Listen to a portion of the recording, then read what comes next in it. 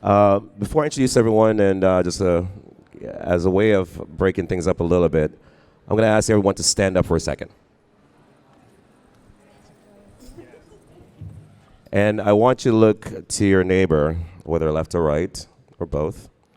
And I want you to say to them, I love you. I love you. You may sit down now. Thank you.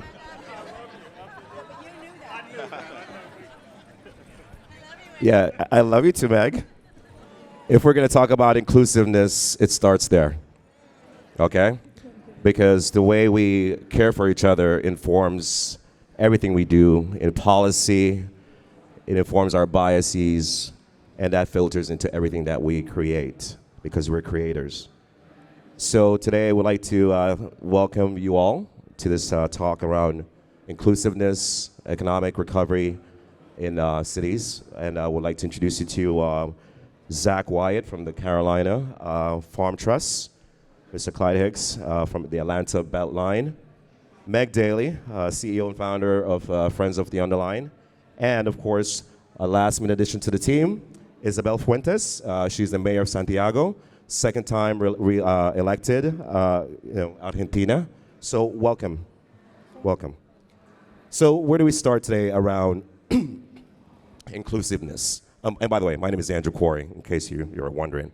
Where do we start about creating inclusiveness in the way that we produce in cities, economic recovery, and what does that look like for you with regards to your farm trusts and the cooperative that you're building?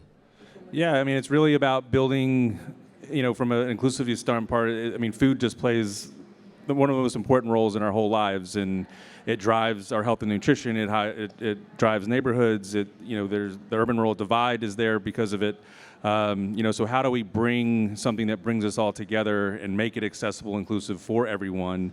And that's building systems and infrastructure, for urban farming and distribution that makes these things easy instead of how hard it is currently.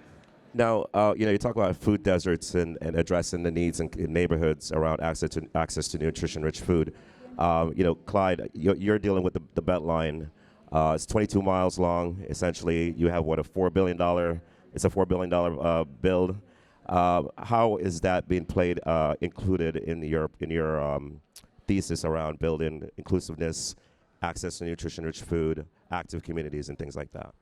Absolutely, and I appreciate that question. So when you think about the BeltLine, and so Andrew touched on this, just a little bit of background. The BeltLine is essentially a 22-mile loop within the city of Atlanta. And so we are repurposing a mostly abandoned railroad corridor. And think about what infrastructure has done in the past in the United States.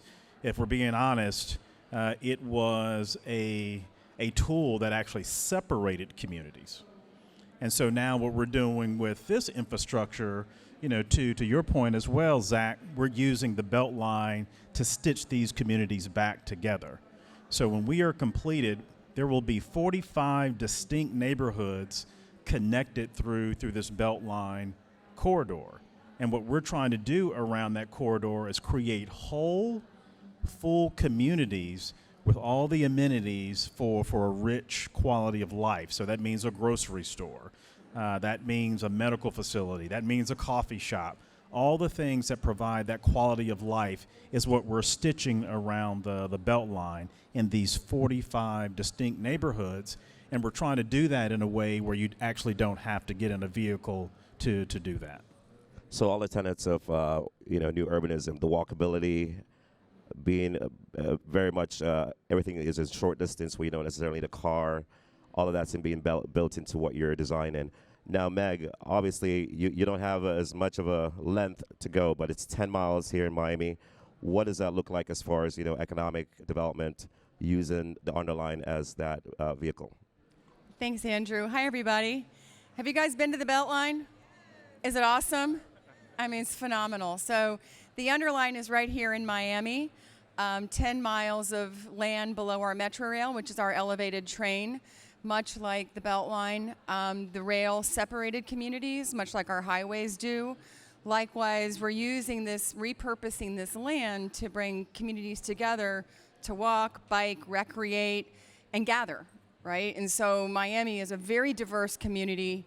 We're sort of defined by these small neighborhoods, and it brings joy and pleasure to everybody who lives alongside it or near it. And one of the unique features, like the BeltLine, is you can use mass transit to get there, and not a car. And that's really important in Miami as we start to build out our larger transportation system. But what does that do for economic prosperity? Access, connectivity. And I have my CIO here, Chief Innovation Officer, Jake Moskowitz, is working on using technology to connect people. And we're going to be we'll be fully Wi-Fi'd by the time that we're completed, full digital access, really sort of healing that digital divide. And unlike the BeltLine, they have land banks, and they have more land than we do.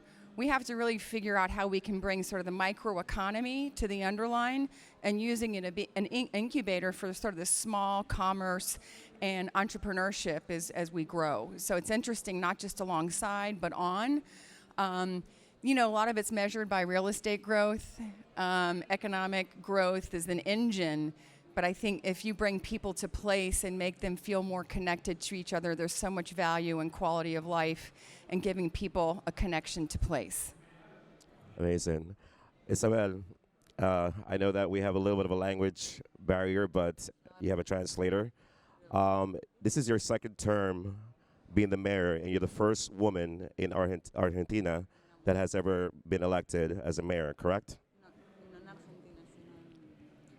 Muy buenas tardes. Es la segunda elección en mi ciudad, Santiago. Great. What happened? Okay. Yes. Hopefully it's a false alarm. All right, everyone stay put. Sounds like my office. Sorry, Really an alarm. we're setting the house on fire.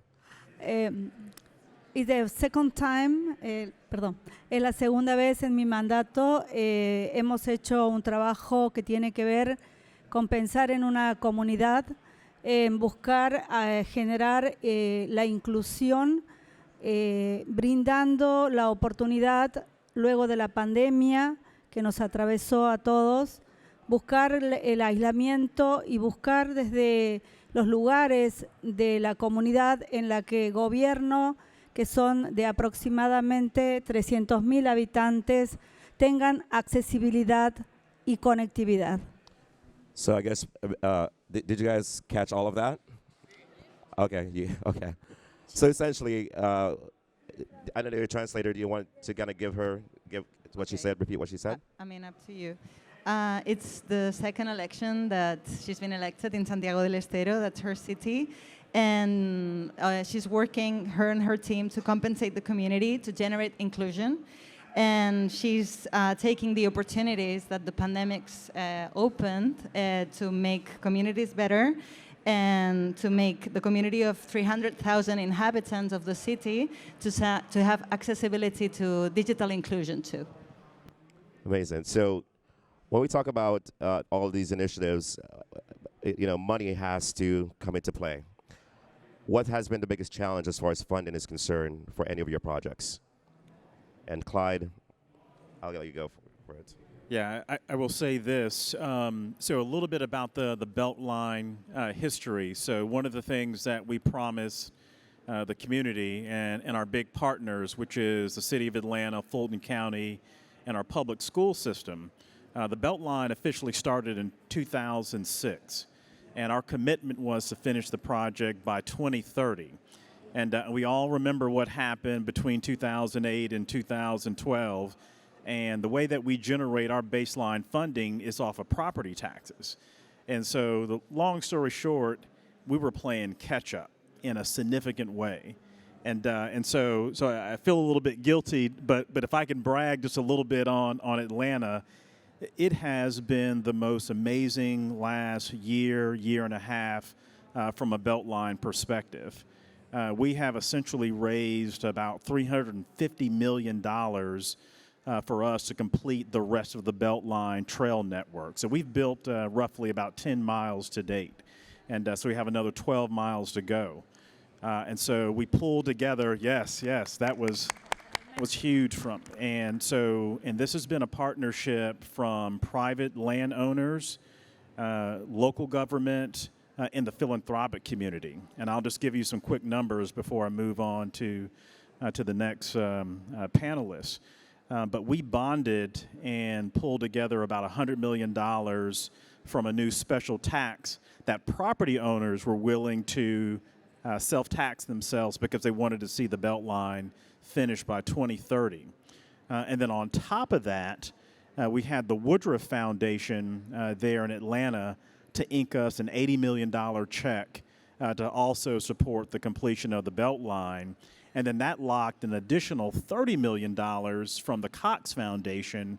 And then we also had $100 million out of the original BeltLine budget. And then we had a number of federal grants that came to life through the U.S. Department of Transportation RAISE program. And so if anyone knows Secretary Pete, definitely send him my thanks. But everyone has been incredible. And again, if you don't have any BeltLine history, it is perhaps one of the most important economic development juggernauts for the city of Atlanta. So this little project has already generated, and this is not a multiplier effect, but over $8 billion of private investment that has followed the BeltLine. And probably our biggest economic development announcement to date is that Microsoft has announced a 90-acre campus right off the West Side Trail, the BeltLine, and they will have thousands and thousands of employees right off of our project. That's game-changing for us. And the reason they did that is because this is the place where young people want to be. It is that cool place that millennials and the younger people of mind want to congregate. And so for a lot of employers, they're looking at the BeltLine as the place to situate their organization. Go ahead and answer. Yeah, I mean, fundraising is always a major challenge, and so Carolina Farm Trust is about 7 years old, and we're really focused on system change. And I think everybody talks about system change, but funding system change is a real challenge. And most philanthropic or very programmatic, and they don't fund capital. They don't fund really that systems change. And so really looking at these systems that are broken, from our perspective, they work very well from the designers. It continues to be a challenge. And, with our mission, we're trying to build a decentralized regional food system from production to consumption. And that's a huge, endeavor, because it's building that infrastructure for our entire farming community to be successful, and then it's building, the infrastructure for the entire community, no matter where you live, to have access to a local food economy, and why that's important. I think one silver lining with COVID, brought supply chain issues, very close to home. Inflation is really bringing that close to home. And why is food important to a Smart City Expo? And because we need to start feeding ourselves. We need to build that bridge from the urban-rural divide. So I think it's really educating the funding community kind of around this system change. Everyone is very risk-averse as well, because if we need to take really big risks if we want that reward, right? So I was always very scared of government, in the first part, and now I'm kind of neck deep in it. And ARPA could not have happened, at a better kind of time for us. And Mecklenburg County committed $3 million to our distribution facility project. The city of Charlotte committed $1.5 million. We have some funds in the appropriation bill for FY23, but inflation is destroying our budget, for the renovation. So just tell us a little bit about the actual project. How did you get here, and where is what's the current state of the trust? Yeah, so the three main things we're working on is building an urban farm network to really build a relationship, to generations upon generations of people that have just no clue on where our food comes from. There's just this illusion that the grocery store is just always going to be there. And we've so far have had really good success with people of just really engaging that up and down the socioeconomic ladder, which has been really cool to see. And then we have a farm apprentice program that we're getting off the ground to get a career path back into agriculture, because there really isn't one that exists. And then the third thing is the distribution piece. So every regional farm's major issue is, where am I going to sell my product to? So we're building renovating 2 buildings, total 25,000 square feet on about 2.5 acres. The bigger building will be a wholesale channel.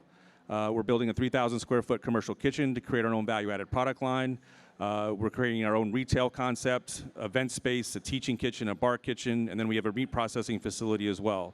So we'll be able to bring our entire supply chain into a very marginalized community that will be a fixture with upper mobility, and how do we make it as easy as possible for our farming community to participate that with guaranteed revenue contracts. And all those different revenue streams I just described, will hopefully make that project financially stable long term. And so we're looking at philanthropic and government for infrastructure, and then looking at consumer generated revenue to make it last long term. And Meg, what has been some of your challenges when it comes to funding? Well, I think what's interesting hearing the panelists talk is we now have this public-private partnership, and ours is also, like you, mixed with philanthropy. So it's a new PPP, right? And also, we also have volunteerism mixed in. And so we consider, because we're a nonprofit, volunteerism is really one of our key currencies. In terms of public investment, we've generated over $140 million from federal, state, county, municipal, all very different, approaches and funding sources, and getting them all to fit together like a jigsaw puzzle in one solid vision, which is challenging. And now we're really working on something that most people don't want to talk about, is how do you operate and maintain it and program it and make it beautiful every day. And so when you are working in an environment where we want to build things and be done and walk away, how do we make sure that the underline is conserved? So we have a conservancy as well as the advocates, champions like myself, and it's complicated. It's really complicated work, and I've been a volunteer for almost a decade now. I can tell you that working alongside our volunteers, our board also volunteer, as well as our government partners, it's been one of the most rewarding things I've ever done in my life. And then the numbers that you produce, it's not just raising the money, but seeing the change that you invoke and overcoming the no to get to yes. I don't know if anybody's here from the Knight Foundation, but I want to thank you from day one. You sent us to Copenhagen and saw how in Copenhagen they say yes before no. And that's really sort of a quantum shift in how you work with public-private, is saying we're going to get to yes together, because that's how we drive vision, that's how we drive change, and that's how we create a better future for our children. Isabel, in Santiago, I know you implemented initiatives around sustainability. Could you talk a little bit about what that was, and how did you get community support around that? En Santiago del Estero hemos trabajado y continuamos trabajando como eje de gestión el medio ambiente y la integralidad del trabajo de la comunidad alrededor de esta ciudad sostenible. En ese sentido, hemos trabajado con pequeñas empresas que las fomentamos dentro de una incubadora de empresas con un trabajo articulado con el Ministerio de Educación, Ciencia y Tecnología, aquí está presente la ministra, para poder potenciar y generar un trabajo para ir proyectando integralidad en la gestión. Y en ese sentido, también la responsabilidad empresarial de tratar los residuos que ellos mismos generan, con dos trabajos muy fuertes. Uno de ellos es la reutilización del plástico, convertirlo en ladrillo ecológico, y lo segundo es trabajar en la gestión de separación de residuos y reutilización de ello, con también mucho que ver con lo que mencionaba recién del entendimiento de huertas orgánicas y el autoabastecimiento que tiene que ver de poder generar localmente la alimentación saludable y sostenible. En ese sentido, también abrirnos al mundo para poder con la conectividad y generar en los establecimientos educativos la capacitación en tecnología para poder generar, obviamente, a los nativos digitales que son nuestros niños, esta comunidad integrada y responsable, porque es el objetivo general. Más allá de las obras de infraestructura, que soy ingeniera civil y obviamente en la ciudad hemos avanzado con infraestructura, pero también con reconversión lumínica en LED para mejorar el medio ambiente.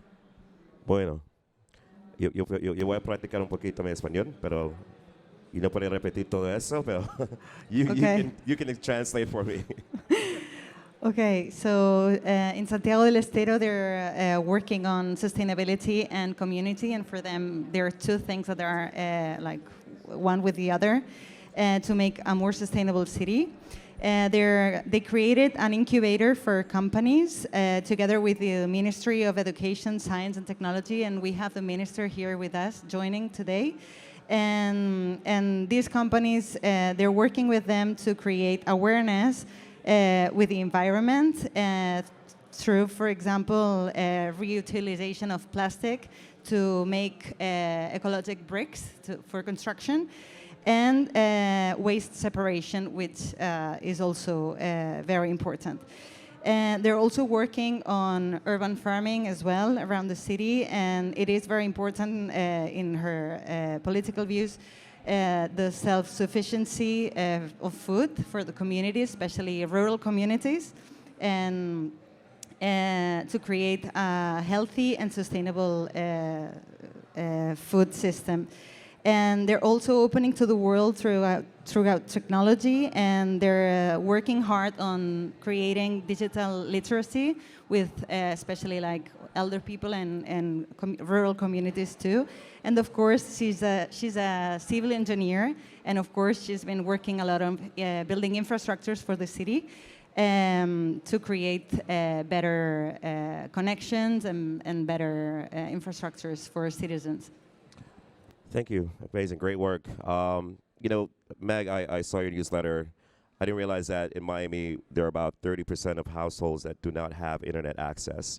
And I want us to address the digital divide and how we can actually, you know, close that gap and how you're addressing it. Could you just dive a little bit more into that? And then Clyde, you can take it from there. Sure. Thanks, Andrew. We have a tech council, also volunteer. And so, you know, why are we here? Why should you care in the work that we do? Miami-Dade County is one of the most dangerous places to walk and bike. Check that box. We're improving mobility and access. Sustainability, resiliency. We're planting 500,000 plants and trees. Gathering places for recreation, public health. Check that box. So when you look at innovation and technology as part of the solution of all of those things, you have to look at those who don't have, right? So the Tech Council said through our Tech Master Plan, because innovation is also one of our core values, how are we going to use technology in public places? Do you really want to have your phone when you're in a park? I do, but maybe you don't want to have your phone, so turn it off and enjoy the park. But it's become part of everyday life for me as well as my children and my grandchildren already. And so one of the foundational things that we needed, a platform to pioneer technology on the Underline, was ubiquitous Wi-Fi. And through a partnership with the Knight Foundation, Miami-Dade County, and Hotwire Communications, we will have free Wi-Fi for the roughly 9 million visitors that we're going to have annually at full build-out. So if 30% of those don't have access, you know, you're part of solving a problem, which is the why we're here. And then we're very bottom up in how we develop things. We ask people what they need. We develop to that need to satisfy it. We'll be doing a lot of listening as we build out programs and products, everything around art, ways to experience the Underline, you know, as an educational tool, as a way of learning, and as a way of connecting. And I'm going to look to Jake to to do that over the next couple of years. And Clyde, how are you addressing the digital divide? Yes, and I definitely need to give a shout out to Meg and her team for being leaders in this, and because it's something that we think about from a BeltLine perspective. And so if you think about the BeltLine, I talked about this 22-mile loop, but literally underneath the BeltLine, we have conduit. So we are going to have dark fiber around the whole 22-mile loop. And that's not only for economic development reasons, but we have a number of schools that will be able to use the BeltLine as a safe route to school without these kids having to get in a bus or a car to get to an institution. And so that's from K to 12 all the way up to higher education as well. So at some point we will be able to flip a switch. We've partnered with an organization out of New York City called EX Squared, and they are our partner to really flip on, because one of the big fears for me is that although we're talking about Wi-Fi on the Atlanta BeltLine, I am nervous about what technology or what solution I don't even know about today that's going to be relevant in 2035. And so we're trying to set up the infrastructure in place, so whatever that technology is, we can turn that on. But our real specific focus is on those kids that need access to Wi-Fi, and that they use the BeltLine to get back and forth to school and home. Now, you're all doing amazing work, and as we wrap up, I just want you guys to give me your 30 seconds of how did you get here, why do you care, and what is it that you want your legacy to be in all of this? 30 seconds. In 2014, I was in a partnership, and I lost everything, and we had to get on EBT and SNAP, and just going through that process was just life-changing for me, and getting white privilege, I've never seen it before, but in that process I saw it, and it just unwavered so many other things. And so it's just, once you know things, you can't unknow them, and it was just something earning to me that everything, the problems that we have in this world are all in the dirt, and we got to go back in there and build back that infrastructure, and that's kind of what drives me every day. That's great. So as much as I brag on Atlanta, we have a lot of great things, but unfortunately we are one of the worst cities when it comes to economic mobility in the United States. And so I'm an economic developer by trade, and I really hope to use this BeltLine infrastructure to bring resources and wealth building opportunities to communities that have been disinvested for decades. And this juggernaut that we describe as the Atlanta BeltLine, I believe is really a tool to make that happen. 10 years ago, I had a bike accident and broke both of my arms. I couldn't do anything for myself for about a good month, and then I ended up walking below Metro Rail to get to physical therapy, and I thought, wow, what's going on with all this land below Metro Rail? Fast forward to today, we have our first half mile open. We'll be completed by 2025. What I want is, I used to walk and bike to school. I want my grandchildren to be able to do that, and I want those after them to have that freedom of mobility. And then I also want people to appreciate nature and be stewards of the environment, because we have to protect her, because if we don't protect her, we have no place for ourselves. Hemos llegado hasta aquí, pudiendo, por decisión del gobierno provincial, generar el evento de Smart City en Santiago del Estero el 12, 13 y 14 de octubre, pensando que este tipo de eventos nos permiten visualizar no solamente el presente, sino el futuro que queremos para todo nuestro país, para nuestra ciudad y para nuestra provincia. Muchas gracias, Sandro. Oh, muchas gracias. I want to thank you all for being here today, and I appreciate your time. And, it's an amazing thing to be in a room of people who are doing such great work, and I'm inspired, and I hope you guys are inspired as well. So don't forget to say I love you to your neighbor. All right, hug someone today. I love you guys, and have a wonderful rest of the day. Thank you.